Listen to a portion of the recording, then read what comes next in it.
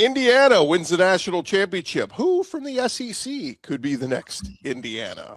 Time to get our SEC squad together. You're talking ball with the SEC squad. From Alabama to Tennessee, from Georgia to Oklahoma, from Auburn to Texas, it's the local experts of the Locked On Podcast Network bringing you scoops, breakdowns, and the most comprehensive preview of the upcoming SEC weekend. It's the SEC squad, and we have a seat for you. Hurt feelings and thin skin are prohibited. Squad up, you're part of the SEC squad. And what's up, everybody? Welcome into our SEC Squad show. Sit back, grab your favorite beverage, and join us as we get you ready talking all things SEC. Of course, we're part of the Locked On Podcast Network, now the #1 sports podcast network. Let's welcome in our panel this week. We've got Zach Blackerby from Locked On Auburn. We got Stephen Willis, Locked On Ole Miss. Jimmy Stein from Locked On Bama. John Williams, Locked On Sooners. I'm Chris Gordy, Locked On SEC. And gents, sad day. This is always that first show back where the college football season has officially ended. We have to wait months and months and months into the desert for the college football season to begin again. But Indiana, the national champs, and it's the craziest story because if I said this, if you come to me in a time machine 2 years ago and went, hey, Indiana's going to win a championship in college football, I think you would have said you're clinically insane. But putting it out there, guys, who from the SEC, pick a team, could be the next Indiana? Zach. Well, I mean, if you're just going to lob it up to me, I'll say the Auburn Tigers. No, I mean, I think there's several teams in the SEC that have the situation that Indiana could potentially have with these new coaches coming in. I mean, you look at Auburn, you look at Florida, I'll put LSU in that conversation. I mean, and even Ole Miss post Kiffin. I mean, we'll see if they can keep everything going. But all these schools have so much to throw at talent, and whether it's coaching talent or player talent, the resources and infrastructure is there at all of these places. So just from an Auburn point of view, just hearing the Auburn fans talk about like, oh, all the JMU guys followed Kirk Cignetti to Indiana. And we're seeing a similar thing with USF guys following Alex Golesh to Auburn. So, you know, that's obviously a fun comparison. But the big thing here is, like, I think a lot of these schools now that have these new coaches, they look at what happened in Indiana, and like all of a sudden you're filled with hope instantly. It's like, okay, if Indiana can do it, why can't a team who has won a national championship do it? Yeah, if you want a team rising from the ashes, by the way, it would obviously be the Kentucky Wildcats. If they made a run, that would be very synonymous. But honestly, the surprise team next season is not going to be the surprise team at all. It was the team that was the last in the SEC playoff hunt this year. They have the best quarterback, the best running back, and the best place kicker in the entire country. And that is very rare that you could say that potentially for Ole Miss. Yes, I do think Trinidad is going to be back taking snaps for Ole Miss next season. So I do think Ole Miss has the best chance to be the next SEC team that wins the national title. Did Tate Sandell, the Lou Groza Award winner, transfer from Oklahoma to Ole Miss, and I just missed it somehow? Hey, I did watch the playoffs, though, John, and I saw Carnero hit a 57, a 58, and a 56-yarder to win. Yeah. That's a good argument. But he wasn't named the best kicker in college football. Yeah, that's because never mind. It's all. I think that award lost all credibility. Listen, I don't think Ole Miss applies here in the conversation. If we're talking about a team that comes out of nowhere that you don't expect to be good, Ole Miss to me doesn't apply. If Trinidad is back, they're going to be a top 10, top 5 team in college football. Mm-hmm. So that's not a rags to riches underdog story, sandlot, cool run. But Indiana was in the playoffs last year. Indiana was in the playoffs last year. Okay, but still, 2 years ago, Indiana was what? They were Vanderbilt. Yeah, I would say, I mean, the Ole Miss. If you looked at before the 2025 college football season, nobody took Indiana seriously as a college football playoff contender or a national title contender. I would say maybe that does apply to Ole. I mean, prior to what Lane had kind of gotten going there in recent years, I think 5 years ago, you'd have been shocked if you said, I think Ole Miss is a playoff team this year. So I think kind of what Ole Miss has been the last couple of decades, I would again, not as dreadful as what Indiana was by no means, but I think they kind of fit that category. But I mean, despite how Lane left, I think Lane left Ole Miss much better then he they're found loaded. Yes. And I don't know if Ole Miss is the same program now as it was prior to that, to John's point. Yeah, I think Lane created Ole Miss into a top-tier SEC program. They have athletes, they have facilities, they have money, they have a plan, they have a coaching staff. Now they have success. I think Lane created, frankly, a new Ole Miss that is a perennial top program. Well, and I think even Pete Golding has proof of concept with playoff wins. Yeah. You know, he's the rare coach that's a brand new head coach that actually has a playoff win to his resume or two, and a win over Georgia. Like, that dude is in a very unique situation to where you look at Brent Venables 4 years ago, a brand new head coach taking over a program that was left in disaster when Lincoln Riley left.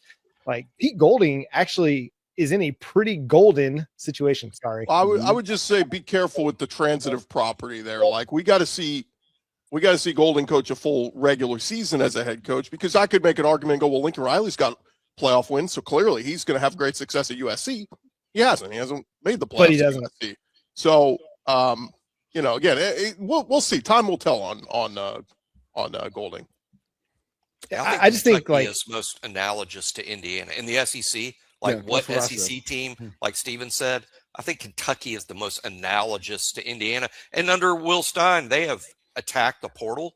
You can almost hear Will Stein saying, "Hey, if Indiana can do it, why can't we?" It's similarly located, a basketball school, but they have money. They have a willingness, I think, and I wouldn't be surprised if Kentucky is really good shortly, or on the other hand, still can be what Kentucky's always been. But hey, it starts with quarterback, and Kenny Minchie has significant upside. Yeah, I think they're the easiest comparison, because Indiana is a basketball school that has sucked at football for forever. So Kentucky, basketball school that has sucked at football forever. But I would throw Vandy into the mix too. I mean, Clark Lee, we laughed at him July of 2022 at SEC Media Days when he said, "I think Vanderbilt could be the best program in the country." We're going, dude, how about you just say you want to get to 6-6 and win a bowl game? Like, baby steps, right? But coming off a 10-2 season where nobody in the world ever thought Vanderbilt would do that, we're looking at him going, that dude might have been onto something. So, and we'll see how good this quarterback is. That, you know, they got the Jared Curtis, the top quarterback out there. So we'll see as he develops. But I think Vanderbilt could fit that category too. And I don't think we can have this conversation about the conference as a whole, with like who can, you know, rise from the ashes without talking about Florida. I mean, I thought Napier was going to work at Florida. I mean, Florida's a sleeping giant. You talk about resources and where they are on the map and all the talent that's in that state. Florida, there's no reason for Florida to be this bad for this long. So can Sumrall be the guy to turn around Florida? It's going to be somebody. They're eventually going to be good again. There's too much at their disposal for them to be bad for forever. So I think John Sumrall could be a guy to turn a program around too. And one team that hasn't been mentioned is South Carolina. Lenora Sellers was built in a lab, like I said last week, to play in Kendall Browell's offense. Yeah, they could certainly be a team that's, you know, if you consider them a team who's never made the playoff, you know, I think that's a team that could certainly, with everything they bring back, Nick Harbor and with the edge rusher and Dylan Stewart and of course Lenora Sellers, who everybody thinks he's going to take that next step. I would also throw Mississippi State in there too. I mean, Jeff Lebby has in the past been a good developer quarterbacks. Again, if Kamario Taylor is awesome, maybe they have a chance to do that. Not next year, but like down the road. It's just going to take time for Lebby and Mississippi State. You know, they're not going to be as quick to the playoff, I don't think, as Indiana was. Now, let's be real though. Indiana had a clearer path. Michigan was down in the 2 years that Indiana rose to this great state of, you know, 16-0 national title. Penn State was down. Like, these aren't the same gauntlets. You know, Indiana didn't have to run through the same kind of schedule that all of these SEC teams that we're talking about have to run through. Mississippi State is going to have to try to overcome Oklahoma, Texas, Alabama, Tennessee, Ole Miss, you know, an Auburn program that's going to be better, a Florida program that's going to be better, you know, a South Carolina program that'll bounce back. I mean, this is a deep, deep conference. So it's going to be really difficult, I think, for any of these teams. Kentucky might have a chance if they've got some big time, big money donor backers that are just throwing a bunch of money at the NIL thing. But a lot is going to ride on Kenny Minchie. Like the thing that has made Indiana so successful is Curt Cignetti is batting 100 or batting 1,000 on his transfer portal quarterback additions. You know, Curtis Rourke was really, really good. Francisco Mendoza was fantastic and a Heisman winner. You cannot strike out on transfer portal quarterbacks like Auburn did. Like, we've seen so many in the conference struggle to find those guys. If you strike out on a transfer portal quarterback, or any quarterback for that matter, a guy you recruit, it's going to set you back. Fernando. And I mean, how much of that is based off Fernando, of it's Christmas time. My apologies. As far as like recognizing fit in your system. I mean, nobody had Fernando Mendoza as the top portal quarterback. I mean, he whooped Auburn at Cal. And I remember like looking at that game like, wow, this Fernando Mendoza guy's good. I had no idea he'd be a Heisman winner and, win a national championship. But I mean, that just goes to show how important fit is in this transfer portal era, when we're so used to and accustomed to looking at, is this guy a 4-star? Is he a 3-star? Whatever. To now in this portal system where you can't scout these 4,000 players that are in the portal. We're all just kind of guessing based off of what they did in a previous spot and their production. And it's up to these coaches to kind of shift through all of that and say, hey, I don't care what his production was. I don't care what he was out of high school. This guy fits what we want to do. And some coaches have been better at that than others. Lane Kiffin taking Trinidad Chambers from Ferris State. We all looked at that addition, or at least I did, looked at that. I was like, oh, that's a weird addition, but okay, maybe he'll be a backup. And I mean, to me, he should have been a Heisman finalist for how good he was last year. But that just goes to show you find the right guy to put in the right system, and they can be incredibly dynamic for you. Before we move on, I think we owe it to our buddy John Neighbors to at least put Arkansas in this category, right? If Ryan Silverfield is the right guy, maybe Arkansas one day. I don't see it. Don't see it. All right. I'm not going to let John have hope. We're not. Hey, 3 years ago, if I said, "What about Indiana?" All you guys would have been, "No, don't see it. Don't see it." No, they've opened the door for everything. It also takes a pretty special coach to do that, and I think what we found out is Curt Cignetti is pretty special as a coach.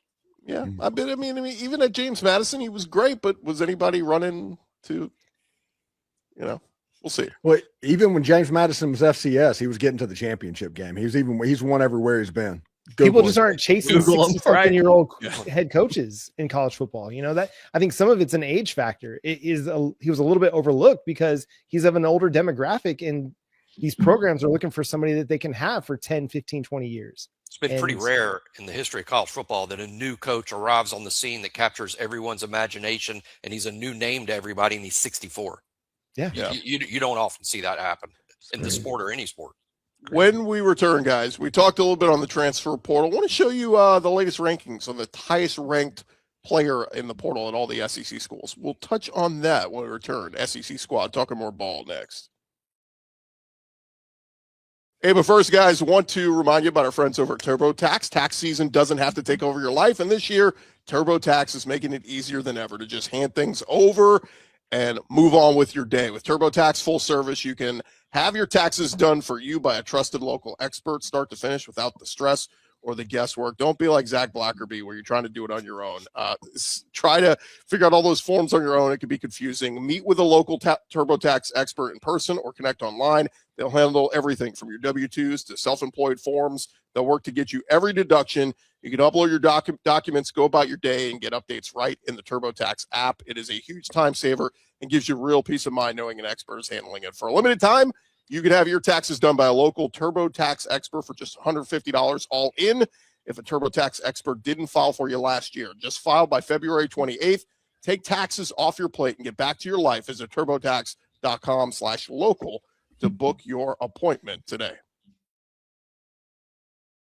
All right, fellas, SEC Squad roll along here. And I thought this would be kind of fun to take a look at. Everybody's vying for good portal additions and all this. And so I made a listing of the top, well, those are the top classes, but the top rankings of the highest rated player that every team has added through the portal. So take a look at our list, and I'll just ask you, look at all the names here, which prospect intrigues you most in terms of a guy that's coming to the SEC this year?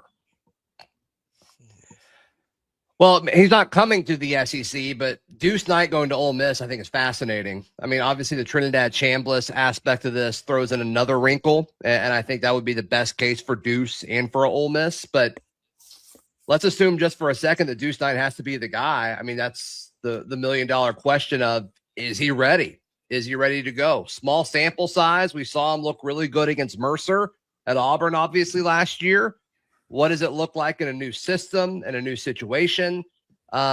Deuce Knight to me is fascinating, whether it happens this year or next year, depending on Trinidad. Jaheim Otis, who was at Alabama with Pete Golding, he can be a monster in that system and has been a monster in that system. And also, I think his name is Michael Boyro, the zero technique defensive lineman from Florida.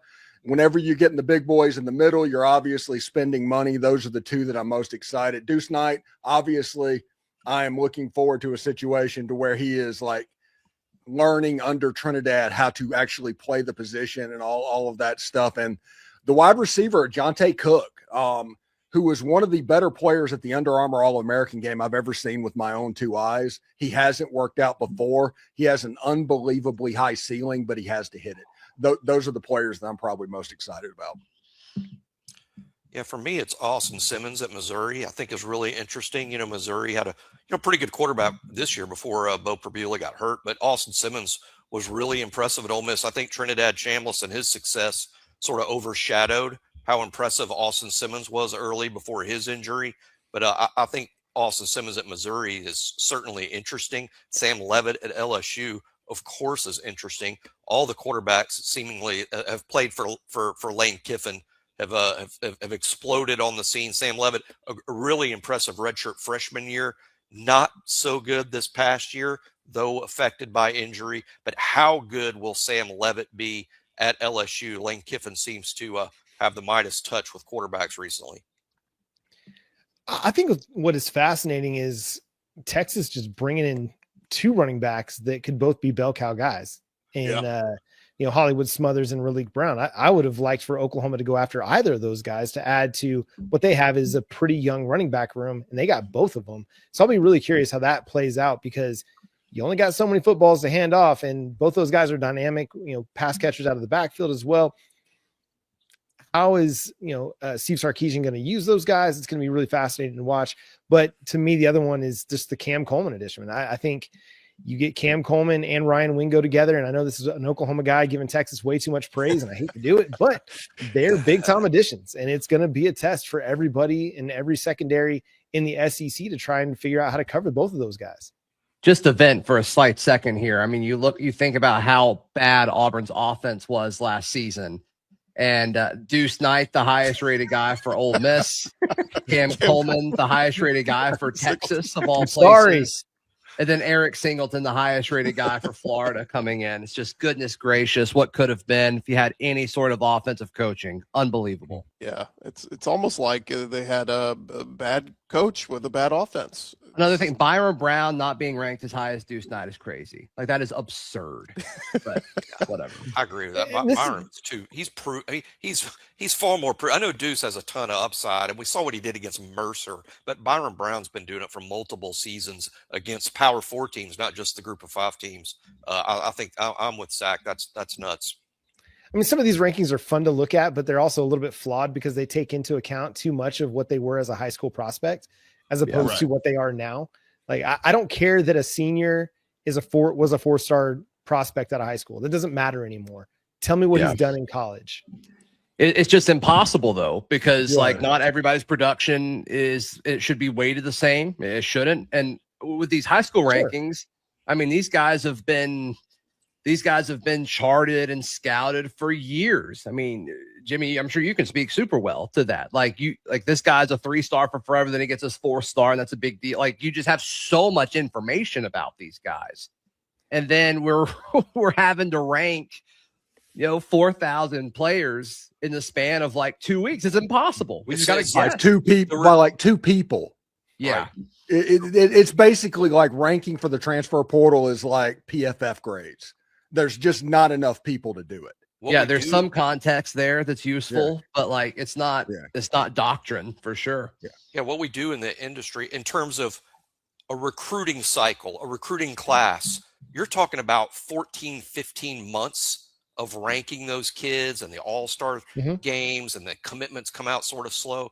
The transfer portal does it all in 2 weeks. Unbelievable. What the high school recruiting cycle takes 15 months.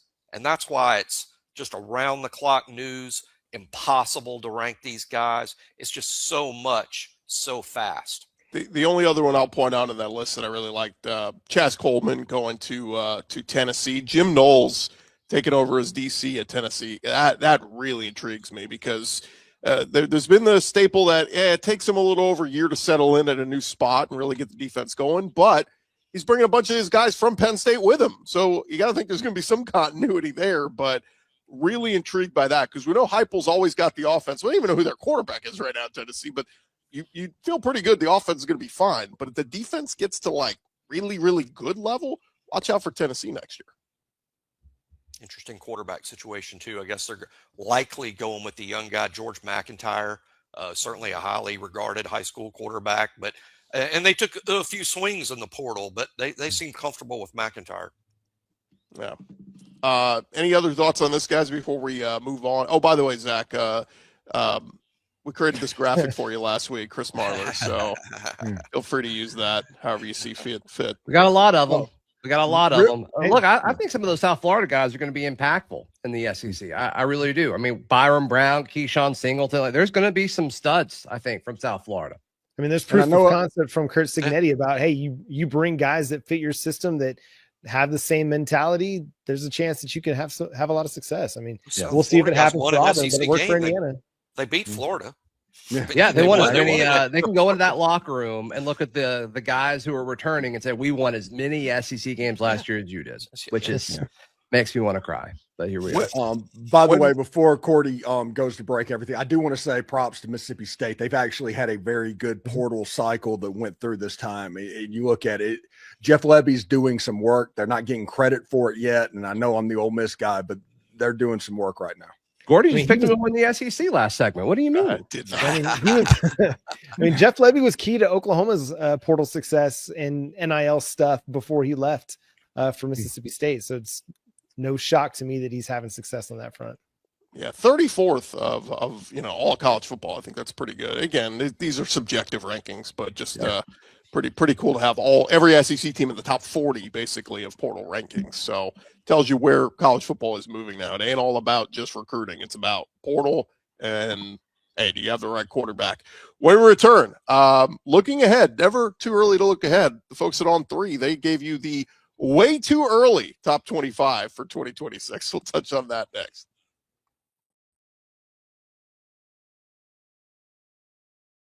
All right, fellas, the guys over at On 3 Sports, they put together the way too early top 25 earlier this week. Let's take a look at it as, look, this is subjective, but it's a bunch of the guys over at On 3 who all got together and said, let's do some rankings. But they put Georgia number 2, Texas number 3, Ohio State was number 1, A&M 8, Oklahoma 10. I'm sure John Williams likes that.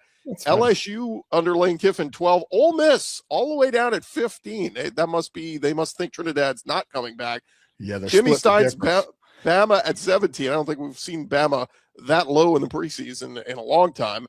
Tennessee 20 and Florida jumping into the top 25. I think that's a little respect to John Sumrall. But what do you guys make of those rankings? Well, just about not as bad as some other. Go ahead, Jimmy. Well, I would say Alabama at 17. That's new. That's new since 2007, really. But just about everyone ahead of Alabama is returning their quarterback. So much of preseason rankings are about who's returning their quarterback. And a year ago, Ty Simpson was considered a very lowly ranked SEC quarterback going into the season before anybody had really seen him play. I think Alabama's going to suffer with that a little bit this year in terms of they feel good about what they have at quarterback, but it won't be respected by the national media until they see it. Yeah, those rankings aren't as bad as some of the other ones that I've seen. Like I've seen Michigan ahead of Oklahoma, and look, Kyle Whittingham's great, but it's a new coach and he's still got a young quarterback. Like this is a team that lost to Oklahoma last year, and we're going to all of a sudden put them ahead of the Sooners going into the way too early. But in these rankings, like I have no problem with Oklahoma at 10. I feel like, anywhere from 8 to 12 would be about right for them. They've got to prove that they're going to take a step on offense and that the defense is going to be able to be as effective as it was this past year, despite all the losses that we suffered on the defensive line. There are going to be some question marks around Oklahoma, but I think with what they've done in the portal, this team has taken a step offensively. Now it's just going to be time to go prove it on the football field. Yeah, I bet you if you looked at their subscriber numbers of different sites, you could probably match that up to the rankings as it's situated, because Notre Dame at 4 and Texas is way up there. I think all of the state of Texas is in the top 10 and all of that. It's way too early rankings, and nobody likes a list more than college football fans in January after the season's That's right. over. Let's go. Yeah. So it's fun. It's fodder, and it's content for all of our shows. So I like it. People love lists. So I said, Chris, you put that list back up, Chris. Look at when I'm what. So Julian Sands back at 1. Gunnar Stockton's back at 2. Arch Manning at 3. Carr at 4. Indiana's got a well-known transfer coming in, and Josh Hoover. Oregon's got Dante Moore back. Not sure what Texas Tech situation is. A&M returns Marcel Reed. Yeah, Sorsby at Texas Tech. Marcel Reed, at 8. Miami's apparently going to have Mensa. Oklahoma brings Mateer back. Michigan brings Underwood back. You just go through. It's just who's got their quarterback coming back dominates all of these type lists. Yeah. Penn State feels a little bit too high for me. Yeah, that's like somebody loves Matt Campbell and they're like, oh, he's going to do awesome there. And I like Rocco Beck too, but that's a big jump in competition for them. Yeah, I think that it's tough to do this. And again, that's why they say it's still way too early. I mean, guys, we're in January. Like, we haven't even seen what these teams look like in the spring. Hell, the portal's not even fully done. There's still hundreds of guys still in the portal picking their teams. I understand maybe not that many difference makers, but certainly a guy that could be a starting O-lineman, a starting wide receiver, still potentially out there in the portal. But it is just fun to kick around, because here's a few things we know. We know Texas is going to get a ton of hype because of Arch Manning returning with adding Cam Coleman, right? Like Texas is almost a lock to be top 5. The Georgia one's interesting because, look, I've been the buyer in Georgia last year, and I know they're back-to-back SEC championship winners, but they're also back-to-back Sugar Bowl losers. And Georgia, that I've picked as my national champion the last 2 years, I'm not doing it again this year because they've kind of fallen off from that pedestal. And so I don't know, to automatically put Georgia's preseason top 2 just because Gunnar Stockton and some pieces are back. I don't know if I'm going to give them that much love. Yeah, to me, it's about the consistency with Georgia. Like that's why I'm still going to be high on them, is because I haven't seen a lull out of that team. Yes, they haven't necessarily performed as well as you expect them to in the playoff games, but they're still getting deep into the playoffs and they're finding their way to contend for national titles. It's just not reaching the pinnacle in the last few years, but they're still as consistent as anybody in college football. Yeah, absolutely. And I'm curious, looking at this list, this way too early list, the Oklahoma at number 10. What do they do with their offense next season? Same quarterback, same coordinator, not really any new names coming in the transfer portal. Are they thinking material is going to be that much better? That is my question at 10, just looking at this list. Yeah, I mean, they added Marion Harris, the right tackle from Arkansas, who was apparently their top rated portal addition. They added Trell Harris, who was an all ACC performer, had almost 900 yards receiving last year. Added Parker Livingston, who had 6 touchdowns for Texas and was Arch Manning's roommate, over 500 yards as a redshirt freshman. So they've made additions on the offensive side of the ball. Brandon Olson, our guy's favorite tight end, Hayden Hansen from Florida, Rocky Beers from Colorado State.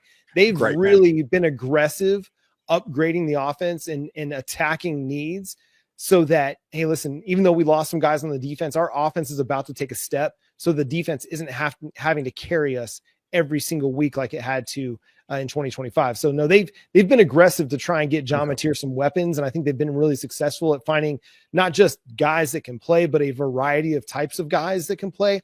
And they brought back Isaiah Satania, who had almost 900 yards receiving and was an all SEC guy as well. So the offense should take a step To me, it's going to be more about what the offensive line does. Can they take a step? Because you were really, really young. They played 3 freshmen for a lot of this season, and it looked like that. They just weren't physically up to the task. Mentally, they were there. In a pass protection scheme, they were there. As run blockers, still had some ways to go. But hopefully this offseason of strength and conditioning gets them a little bit better footing as they attack the SEC in 2025 or 2026.